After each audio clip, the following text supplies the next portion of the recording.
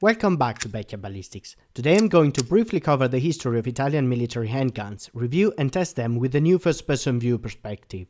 In part 2 I will do the same for rifles, so let's get started.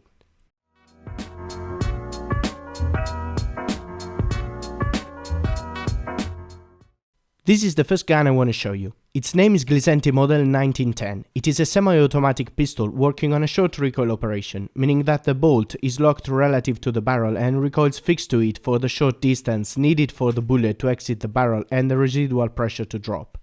After that, the barrel stops and the bolt keeps going backwards to complete its stroke. This system is much more sophisticated than a simple straight blowback and is implemented when using a cartridge powerful enough that a straight blowback operation would need an unpractically heavy bolt. The cartridge the gun is chambered in, though, while being geometrically identical to the nowadays very common 9x19 Luger that generally requires a short recoil operation, is an underpowered version of it working at an operating pressure reduced by about 30%. In fact, the Glisenti short recoil lock mechanism wasn't strong enough to safely handle a regular power 9x19 cartridge, and instead of redesigning it to withstand the loads of the cartridge, they decided to underpower the loads.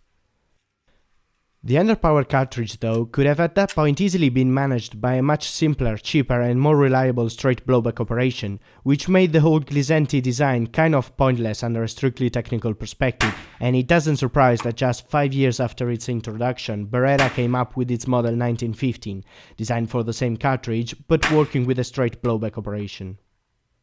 Finally, as a fun fact, they apparently didn't realize that the mechanics were pushing against one of the plastic grips, so that almost all of them still existing are broken and have been glued together.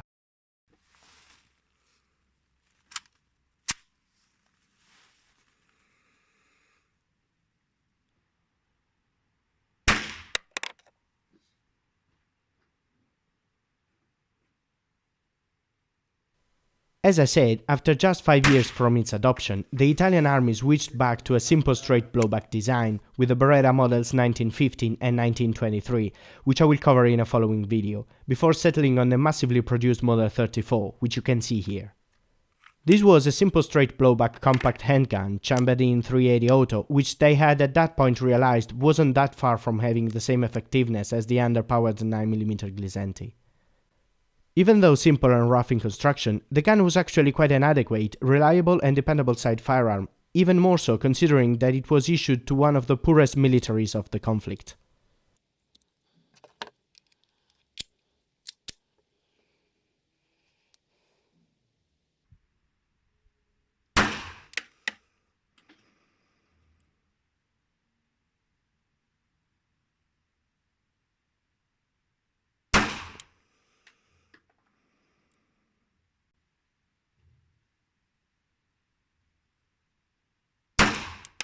The accuracy of the gun was generally quite good, and I managed to get quite a good grouping at 25 meters with some regular jacketed ammo. Keep in mind that I was aiming through the camera screen, so the gun is probably able to do even better, which is quite remarkable.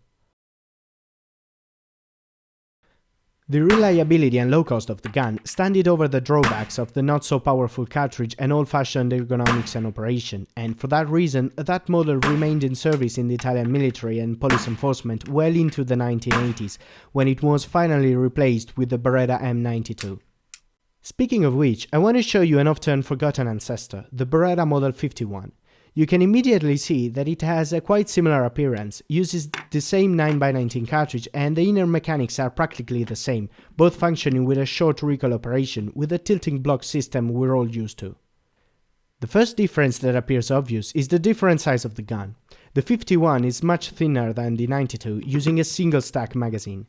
You can also see that it is lacking a manual decocker and has an older style magazine release button and many other different details.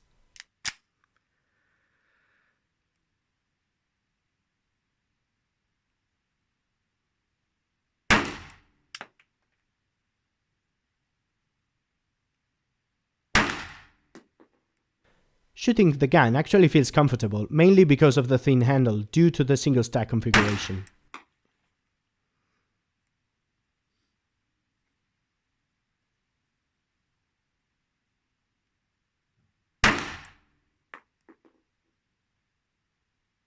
The one I'm showing you here is the civilian 30 Luger variant, and I'm shooting it with some factory ammo coming from the 80s with a rather odd pointy lead bullet.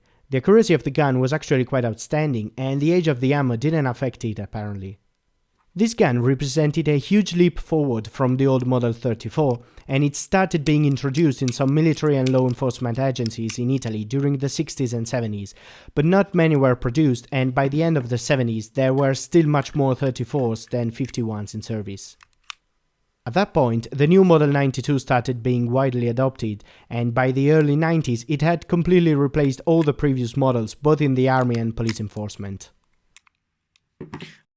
I am sure you already know a lot about this iconic gun, so I won't indulge too much in the description of it. I just want to remember that the 92 series of handguns went through a lot of different versions and improvements through the years, but the overall functioning remained pretty much the same. In a 21st century perspective, this gun design is starting to show its age, and it doesn't surprise that when Beretta tried to compete in the modular handgun system competition, it didn't do it with the M9A3 pistol, but with a new Glock clone they called APX. Under a strictly scientific point of view, there are three main drawbacks of the design, which have never been solved even though many versions of the gun were made in the 4 decades the model has been in production. The first one is the gun disabling fatigue breakage of the tilting block, which forces the user to keep track of how many rounds have been fired and change said block after no more than 10,000 rounds, given the stochastic nature of fatigue life. Second comes the safety lever, which because of its position on the slide and the fact that it also serves as a decocker, can be inadvertently activated while operating the slide or forgot in the safety position after the lever is used to decock the hammer. This has made some agencies to opt to do away with the safety completely, adding a spring that automatically disengaged the safety after the decocking of the hammer. Third is the bulkiness of the design that makes it one of the bulkiest 9mm handguns around.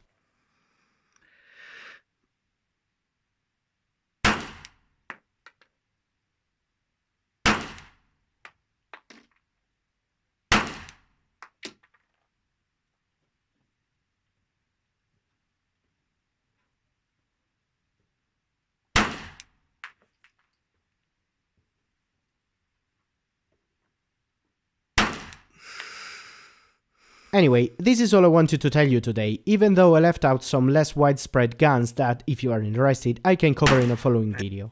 Let me know in the comments if there is something particular you want me to cover. If you like this video and don't want to miss part 2, in which I will cover the rifles of the Italian military, I suggest you to subscribe, as small and monetized channels like mine get little attention from YouTube, and unless you subscribe, they won't probably suggest you the next videos.